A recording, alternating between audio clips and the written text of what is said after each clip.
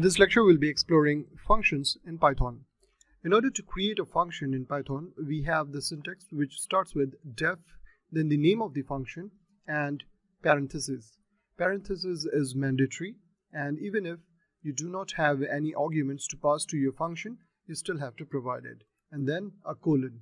After that, you need to write the function definition.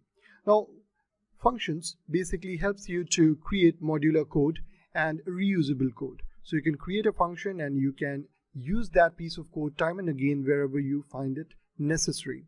So it's like code once and use it a number of times. It just saves you from doing the same repetitive tasks time and again. Now, here you can see I have a function called main, which is in turn calling a method called greet. Now, if I have to pass a parameter over here in greet method, let's say a number.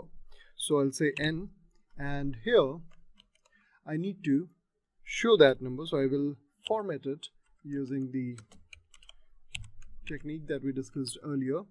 And here you can see it's a squiggly red line is appearing because this method is expecting a parameter, and here we have not provided any. So here I'll just print 10, and now you can see that line has gone. And now if I run this, you'll notice this line hello world, and then the number 10 is appearing. Now what if I do not provide it a number? Obviously it will be an error, but there might be a scenario where you don't have to pass a number, still you want this method to execute properly without throwing any error. In that case, you just specify a default value, and when you do that and run the application, you'll still get the output. And here you can see that we're not providing any value to greet method. So here it says hello world, and this time this 10 is coming as a default value.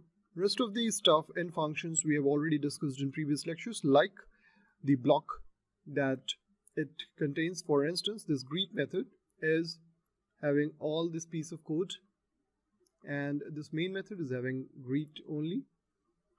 So the indentation basically ensures the block that the function contains. One more thing I would like to highlight over here is that every Python method that we create returns a value, even though if you're not assigning that return value to a variable. For instance, this greet method does return something, and here in this case it will say none. So if I go here, let's call x equals greet, and here I will say print x.